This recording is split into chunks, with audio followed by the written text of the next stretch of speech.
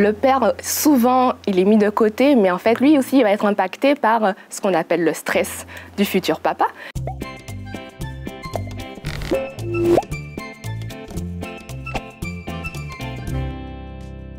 Cynthia Cava, ostéopathe posturologue et conseillère en hygiène de vie.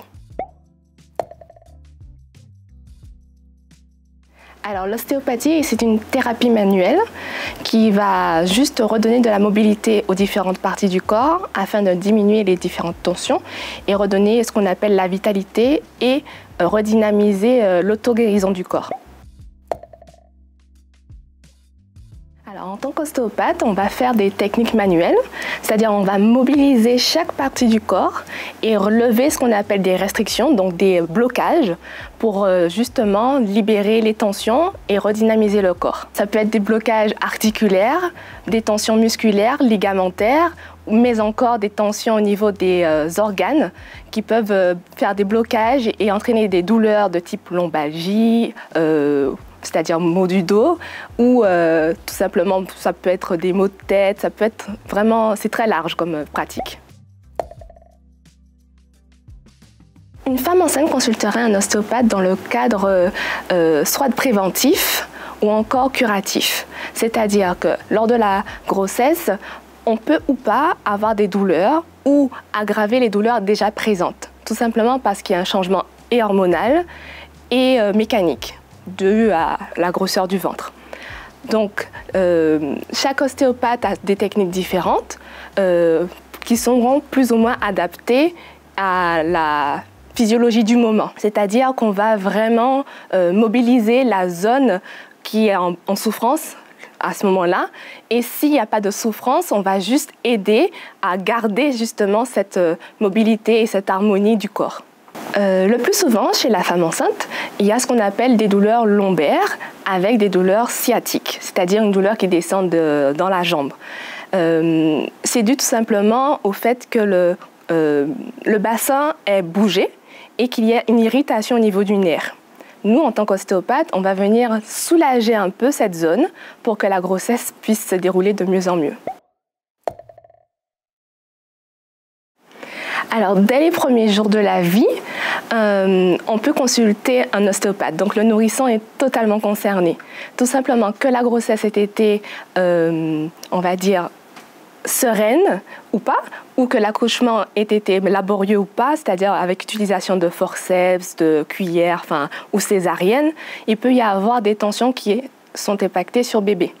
Donc ça peut lui entraîner, par exemple, un torticolis de naissance, ce qu'on appelle le méplat du crâne, donc un crâne déformé, des coliques, des régurgitations, de la constipation. Enfin, il y a plein de motifs qui permettent de consulter un ostéopathe pour un nourrisson. Dans le cas de la constipation, il faut savoir pourquoi l'enfant est constipé. Donc on va poser plein de questions à maman, savoir ce qu'elle mange, comment elle boit, si l'enfant est au biberon ou à la tétée, ou les deux. Vraiment comprendre pourquoi d'abord il y a la constipation. Ensuite, une fois qu'on sait pourquoi, on va surtout mobiliser l'ensemble du corps de l'enfant, mais au niveau des intestins aussi. C'est-à-dire que chaque mouvement va être fait avec douceur pour redynamiser ce qu'on appelle le péristaltisme, donc l'avancée des selles pour que l'enfant soit dégagé. Le torticolis chez le nourrisson, c'est très dur à détecter, tout simplement parce qu'il ne pleure pas spécialement. C'est souvent, on va remarquer que l'enfant ne tourne pas la tête des deux côtés, il est toujours à droite par exemple, ou à la tétée, on va le mettre au sein à droite et puis il aura beaucoup de mal. Là maintenant, il va pleurer parce qu'il n'arrive pas à prendre le sein ou même le biberon. Donc on va toujours le mettre à gauche et on va se rendre compte aussi qu'il a le crâne qui va se déformer parce qu'il est toujours dans la même position. C'est des petits signes comme ça qui vont amener à consulter soit un ostéopathe ou un autre thérapeute, peut-être le pédiatre d'abord. Dans le cadre de la parentalité, il est important aussi de penser à papa. Donc le père, souvent, il est mis de côté, mais en fait, lui aussi, le fait qu'il y ait un changement de vie, un changement de relation avec maman, puisqu'elle va changer, elle aura des crises hormonales, elle aura un changement de corps. Donc lui aussi, il va être impacté par ce qu'on appelle le stress du futur papa. Et l'ostéopathe peut aussi l'aider à retrouver cette sérénité et accompagner le couple, en fait, dans cette démarche parentale. Le fait que le corps soit réharmonisé, donc que le bassin soit plus mobile, donc qu'il y ait moins de tension, ça sera forcément plus facile de pousser, tout simplement. Donc on va vraiment, même si pendant la grossesse il n'y a pas de mots, on va s'attarder à vraiment faire en sorte que chaque partie soit mobile, soit sans douleur, pour que justement ça sera plus facile. Après l'accouchement, donc le postpartum, il est toujours intéressant de consulter un ostéopathe, tout simplement parce que le bassin peut se refermer avec un léger décalage qui peut, avec une compensation du corps 2-3 années plus tard, créer des douleurs qui sont plus difficiles à traiter après. C'est pour ça qu'il est aussi intéressant de consulter après l'accouchement. Alors, la différence entre l'ostéopathe et le kiné, c'est tout simplement deux techniques qui sont complémentaires, mais en même temps tellement différentes. C'est-à-dire que l'ostéopathe, il est plus souvent là pour tout ce qui est articulaire et il va surtout réharmoniser l'ensemble du corps, alors que le kinésithérapeute va surtout s'occuper de tout ce qui est rééducation, donc travail de longue haleine. Ensuite, pour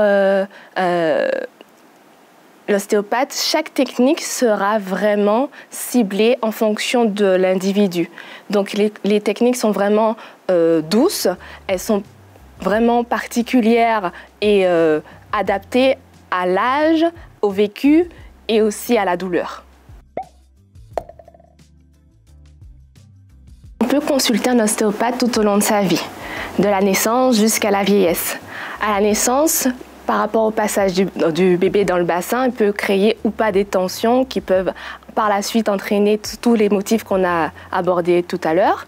Ensuite, pendant la grossesse, il y a aussi des motifs qui peuvent être abordés. Il y a la préparation, il y a tout ce qui est postpartum aussi. Il y a le papa à ne pas oublier. Ensuite, il y a le sportif, il y a la préparation à la vieillesse, j'ai envie de dire aussi, pour tout simplement éviter tout ce qui est chute par inadvertance, hein, les troubles de l'équilibre, etc. Donc, il n'y a pas de restriction pour consulter un ostéopathe. Il faut vraiment penser qu'on est là en termes curatifs, c'est vrai, parce qu'on consulte vraiment seulement quand on a des douleurs, mais il ne faut pas oublier qu'il y a la prévention. Et la prévention, c'est très important.